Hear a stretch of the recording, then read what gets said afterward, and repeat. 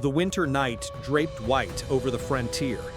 Winds from the north swept down, lashing against the towering walls of Ung Chau, snapping the banner on its rampart before forcing it upright once more. Through the shroud of mist, alarm fires flared, their glow revealing thousands of soldiers laying stones to strengthen the fort's base. Each distant drumbeat pulsed like the heart of a colossal beast crouched in silence before the leap. Across the frozen river, 100,000 Viet troops stood motionless in the snow. They waited for one signal, and one alone, to begin the boldest assault in history. A strike straight into the heart of the Song Empire's defense. No voices broke the silence. Only the creak of bowstrings against cracked skin, the stifled whinnies of frostbitten horses, and the piercing gaze of a general watching through the white night. In that instant, history itself held its breath. If they failed, a whole nation would bear the wrath of Heaven's empire. But if they triumphed, it would be Viet's first declaration to the world. We bow to no empire beneath the sky. On the eve of battle, Tai Hui Li Tung Jiet whispered, "Do not wait for the enemy. Strike first and seize the will of heaven." Then the war horn tore the night asunder. Blood, fire, and will fused into a rising hymn of valor, a saga that began in that very breath. If you wish to witness with your own eyes how Viet dared strike first, how a small nation made the Northern Empire tremble amid the snows of Ung Chau, then subscribe and follow me through this journey. For this is more than history. This is a lesson in courage.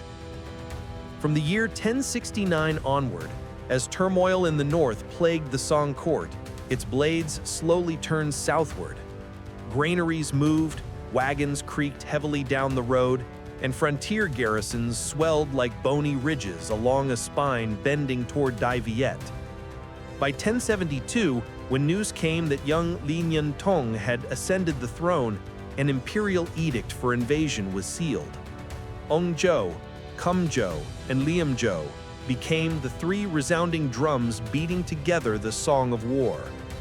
In Thong Long, the capital remained calm, for Li Thao Hang and Li Tuong Jet stood firm at its pillars. But calmness was not idleness. Secret reports, bound in bamboo tubes, rolled down from the border, ships being built, grain being hoarded, Song cavalry drilling by the river's edge. Li Tuong Jet understood. To strike first is to rule men. Not a mere maxim, but a command dictated by time itself. He unfolded a board of war with two layers. The visible front, armies massing in the west, flaunting banners, drawing the enemy's gaze toward an open gate. The hidden blade, a fleet forged in haste, men rowing as they built, ropes drying on sandbanks, masts planted like a forest of spears. The plan was clear: feint west, strike east, draw the Song forces toward the mountains, then cut through Kum Liam in a swift sea assault. To anchor the navy, the lifeline of logistics had to hold. Field granaries were buried beneath dry leaves, salt wrapped in banana sheaths, enough for both man and steed. At every forge, hammers rang through the night, fashioning iron spikes for scaling ladders and siege carts. Engineers measured ropes, carved frames for catapults. Along the highways, laborers bore rice, 10 baskets of grain to one of salt, one of dried fish, proportions learned from the hard lessons of past campaigns both north and south. The mobilization of elite troops moved in perfect rhythm. Vanguard cavalry from the frontier prefectures marched in squadrons, their horses' backs frosted with salt from the wind. Seasoned infantry were distributed among the camps to drill once more, pushing shield walls, practicing the art of advancing beneath overlapping armor. Li Tuong Jet chose his men with care. For sieges, he needed shoulders that did not yield. For naval combat, hearts that beat strong and wrists that endured. For decoys, soldiers who could act, build vast camps, light great fires, yet never reveal the heart beneath the disguise. By the end of 1074, the campaign unfolded. A naval force of over 30,000, led by the Taihui himself, swept eastward like a dark cloud stalking the horizon. On the decks, rowers exchanged dry, hollow glances. They knew this tide would carry them to a shore no one would expect. In the western borderlands, Thong Dan joined forces with Lud Ki, Tun Kang Fu, and V2 An. From October 27, 1075, the war drums thundered. The shell of the grand strategy cracked open. V2 An, with barely 700 iron cavalry, pierced through To Mao, driving straight at Ko Van, the weakest point. When their hooves crushed the wet grass, the camp fell like straw catching fire. Wang San, Tai Bing, Ving Bing, fortress after fortress collapsed like hammer blows on an anvil. Infantry and cavalry advanced like the plow of heaven, tearing open the enemy's forward lines. That was the moment when deception turned to truth. As the Western Front roared, Kam Liam thinned like ice ground down by wind. From the sea, the Đại Việt Navy landed, striking as if by miracle. Kam Chau fell on the 30th of the lunar 12th month. Liam Chau collapsed on New Year's Day. In every city, stores of grain, crossbows, silk, and hemp were seized and turned into the strength of Đại Việt. Li Thiang Kiet ordered the gathering of grain as though collecting blood, yet he guarded the people as one guards his own eyes. On the march toward Ung, he had proclamations, the Phat Tong Lo Bu Van, posted everywhere. To read them was not merely to claim legitimacy, but to still the trembling hands of peasants when they saw unfamiliar banners passing by. In some villages, people brought wine and meat to honor the troops. The supply corps recorded each jar, each pig carried under the arm to be repaid later. For now, the goal was clear. The marching rhythm must not break, command banners must not falter, and the spear point must drive unerringly toward the heart of the enemy line, Ung Chau, where the walls were high and the song spirit gathered in one final knot. As the army closed in, the wind on the hilltops cut against their faces. The Tai Ui gazed upon the towering fortress.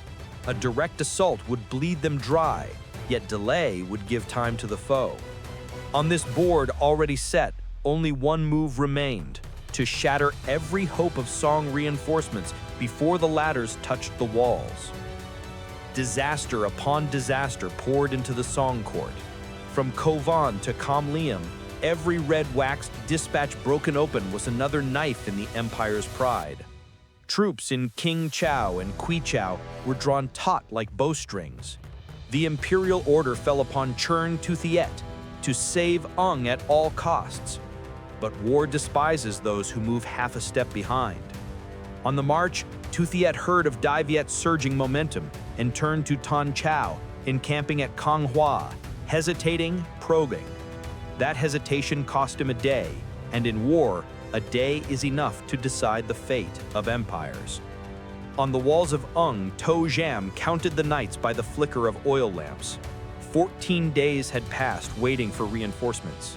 The wind made the wicks dance, and from below the ramparts came the intermittent thud of Đại Viet's catapults testing their range. At midnight, he opened the western gate, sending a suicide squad to break the siege with a dispatch for help. In a secret tunnel, a courier slipped through an earthen hatch, but even night has ears. Our scouts caught him on the frozen plain. Under interrogation, the route, the camp, and Chern Tu Thiet's entire plan spilled out like ink over white silk. Li Thiang Kiet decided at once: take 30,000 elite soldiers, cross the mountains by night, and strike at Conlan Pass. Torches bound in pine resin burned long, their smoke clinging to quilted armor. The men ahead carried planks to bridge ravines, those behind carried rice. The whisper, "Step lightly," rippled down the line as they crossed the icy cliffs. Not a single pebble fell. At dawn on the 11th, a thin veil of snow dusted the grass. The two armies caught sight of each other, and on the white plain between them, the generals urged their horses forward. Chern Tu Thiet raised his halberd in challenge. Lithium Kiet laughed aloud, gave his name, and charged. The field rang only with the clash of metal upon metal. 10 bouts passed, the horses steamed, and sweat ran hot beneath their armor. On the next exchange, the Tai Yui had read his opponent's rhythm. He leaned aside, feinted wide, and then slashed down the man's spine. The Churng Tuthiet spear scraped the Tai Yui's shoulder, but the momentum betrayed him. The return stroke landed with the weight of an axe through oak. He toppled, and his blood spread crimson over the snow. For a heartbeat, the song lines faltered, their shouts lost to the wind. Our horns sounded the advance, ranks pressed ranks, cavalry cleaved through the middle, and infantry poured in behind. Konlin Pass collapsed in a whirl of chaos, the rescue army shattered. From the hilltop, Lithium Kiet raised his banner, watching his battle cloak ripple against the pale sky. One front was cleared.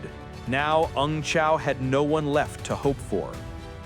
He ordered a swift return, the main force turning back in time to join Tong Don and Shin Kung Fuk, tightening the noose. Inside the city, Tojam swallowed dryly, knowing that from this day, each sunrise would stretch like a rope around his neck. Back on the battlefield, the siege around Ung thickened with layer upon layer of fortification. Catapults were drawn up to their ideal range, and arrow depots distributed by the hour per man.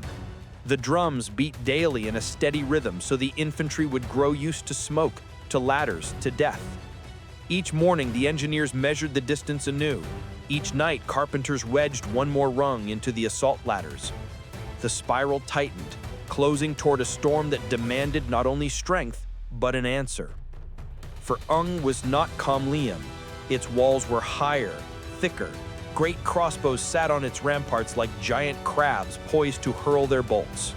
The moat ran deep, and inside the defenders had routes for fire control. Fire attacks could break lines, but without a firm footing atop the wall, a breach would die unborn. Lithium Kiet understood. To take the city, he must make the wall cease to be a wall.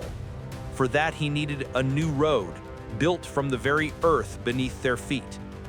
Monsoon winds whipped across the battlements, churning black smoke from burning rooftops. Each time the command drum struck, the scaling ladders rose like reeds before a storm. Shielded infantry pressed close, hearing the sharp thwap of Song crossbows, the hiss of heavy arrows slicing past. The first rungs of the ladder held, the fourth shattered. Men fell, dragging those below like a broken string of beads. The lee catapults groaned in rhythm, boulders arcing over the wall like rough moons leaving dark trails in the sky. Inside, bricks crashed and tumbled, yet the rampart stood. The repeating crossbows atop the wall unleashed volleys like rain descending in sheets. Our cavalry could not charge through the fields of stakes and horse traps. They waited for the gate to break, but the gate still held, its iron bar unbroken. Amid the chaos, a few daring squads were granted leave to try. Iron hooks arced over the parapets, 5 men to a rope, climbing like lizards on stone. One managed to peer over the edge, only to see a Song shield blocking his face, and behind it, 4 lances thrust in unison. The lead climber flipped backward, crashing onto his comrades. The crack of breaking bones vanished beneath the roar of the catapults.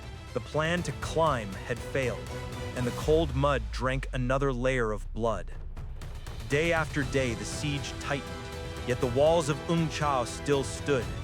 Rations were divided by the hour per man. Each soldier received an extra handful of salt against the cold, but their eyes had sunk deep into shadow. In his command tent, Li Tuong Ket marked one plan after another in chalk, battering the gates with rams, tunneling beneath the walls, hauling the great crossbows within point-blank range. Every option exacted the same price, time. And with every day that passed, the enemy's hope of endurance grew firmer. One bitter evening, a prisoner caught outside the moat begged for mercy, in exchange for a plan. He stammered at first, then confessed everything. Do not treat the wall as a wall. Keep the earth against its base. Make it a slope to climb. The words struck like a hammer on the siege's deadlock. The engineers fell silent, their eyes gleaming with anticipation. Li Tuangket slammed his palm on the table. "We need a road upward, and the earth lies beneath our feet." The order was given. The drums beat to a new rhythm. From that night on, instead of ladders, thousands of shoulders bore sacks of earth.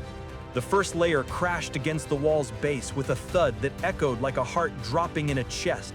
The second packed upon the first, tamped down to keep from sliding. Thus began the earthwork stratagem, a solution born from mud, sweat, and the frost-bitten breath in cracked hands. At dawn, the catapults and archers fired in measured rhythm at the upper ramparts, forcing the defenders to duck behind cover. Below, militia and infantry worked in shifts, 2 men to a sack, 5 paces a relay, earth passing hand to hand like water through buckets. Engineers drove stakes to anchor the slope and laid wet reeds to keep it firm. Each time a bag spilled its load, the mound quivered like the back of a surfacing whale. Tojam, seeing the wall's face change by the hour, ordered stones to be dropped. Huge blocks thundered down, gouging trenches in the new slope. But below, repair outran destruction. The next wave of sacks filled the scars left by the last. Where the soil turned soft, the engineers mixed straw with gravel. By noon, the first ramp had reached 8/10 of the wall's height. The second and third advanced to the beat of drums. The walls seemed to sink, not because it yielded, but because the road of Viet was rising. The covering fire intensified. Fire jars burst. Clay pots filled with flaming powder hurled backward. Stones rained down to keep the enemy heads low. Our heavy crossbows targeted the fixed Shang emplacements, splintering their supports. Archers changed bowstrings in turns, their hands bleeding, teeth clenched. Cries of left, shift right, echoed across the moat, keeping rhythm so the ramp would not collapse. By the second day, the slope had eased enough for a shield squad to crawl upward like crabs. Above them, Shang arrows fell like rain. The shieldmen pressed their boards to their chests, wooden pegs set as footholds. Each arrow struck with a jolt that drove them back half a span, only for them to inch forward again. The hoarse shouts of "Hold the line" filled the air. One slip could drag a comrade down. One man who held fast became the anchor for the next. The climax came mid-morning, during the hour of the dragon. The northwestern wall groaned hollowly. The old mortar crumbled to dust. The engineers cried break as sledgehammers struck the weak points, piling earth to concentrate the force. A section of the rampart collapsed, forming a slope's edge. The horns blared. The assault infantry, shields overhead, surged forward like the tide. Above them, the defenders screamed, half in terror, half in fury. Tojam threw his reserves into counterattack, his repeating crossbows screaming in reply. But strength within the city had run dry after 40 days. The fire brigades were out of water. Flames rolled up from the houses lining the inner wall. A Song officer knelt, begging leave to retreat to the inner citadel. Tojam said nothing. He only stared at the reflection of fire on his sword. His decision was sealed in his eyes. To hold was the last honor left. The turning point came when one of our squads planted a small banner atop the wall. The cloth fluttered once in the wind. The signal. The entire line surged. Cavalry waiting by the west gate spurred their mounts. The gate breakers rammed the battering carts, the gate's iron bolts shrieking like beasts dragged from their den. Shieldmen widened the bridgehead along the rampart, letting the second and third waves pour in. By sunset, 3 spearheads joined into one great pincer atop the wall. From that moment, the city was no longer a city, it was conquered ground. When the western gate thundered and burst open, Li Dynasty cavalry poured through like a freezing wind, slicing the streets into ragged lines of chaos. The infantry followed, clearing alley by alley, crushing the last pockets of resistance. Tojam left the ramparts and returned to his family estate. He spoke a few final words, lit a single stick of incense, and vanished with his loyal retainers into the flames. The news reached Taiyui Li Tuangket amidst a gust of cutting wind. An enemy general had chosen death rather than capture. In that moment, he stood silent. War has its victors, but sometimes the honor of the defeated compels even the victor to bow his head. Silence ended when duty called. Inspect the granaries and armories, extinguish fires before they spread, record the houses that hung white cloths and plea for mercy. Orders were clear: gather grain as though gathering blood, but spill none needlessly. By early afternoon, the purge signal flag fell and the end signal rose. Ung Chau had fallen after 42 days of siege, the final knot in the South Song defense undone. 3 days later, the army reformed ranks and marched on Ton Chau. But Ton Chau, having heard of Ung's fall, was already hollow. Civilians fled, soldiers cast aside their arms, the gates opened like a cough. The conquest became a mere occupation. Now came the question of strategy. Would advancing further turn victory into a burden? Li Tuongket recalled the First Order: cripple their power to attack, do not hold their land. Supplies were thinning, weapons were wearing down, and soldiers were weary. He chose to withdraw, while the roads were still open and morale still high. On the march home, wagons of rice, bundles of crossbows, axles, and armor trailed behind like the written lines of a completed campaign. In Bienking, the twin reports of Ung and Ton Chau struck the Song court like a slap across the face. Memorials were torn in fury. Orders for mass mobilization were drafted overnight. The real gamble for the empire had only just begun. In Thung Long, the forges bimmed, but the carpenters kept weaving new shields. Everyone understood, if the first blow had won, the next defense must hold. The Nuit River waited for Đại Việt to finish the second verse of the poem Nam Quoc Shan Ha. The siege of Ung Chau was more than a victorious assault. It was a model of strategic initiative, combined arms, and turning hardship into advantage. Strike first to seize the will broke the enemy's rhythm. Feints thinned their coastal defense. The engineers, with their earthwork stratagem, turned walls into slopes, all held together by 3 invisible threads: logistics on time, discipline in place, and hearts united. The legacy endures today, the mindset of creating opportunity rather than waiting for it, of shaping stone into slope instead of breaking against it, of stopping at victory to prepare for the next storm. Those choices set Đại Việt upon the path to mastery in the war's second act, the defense at the Nuit River, where Nam Quoc San Ha became not merely a poem, but a strategic doctrine.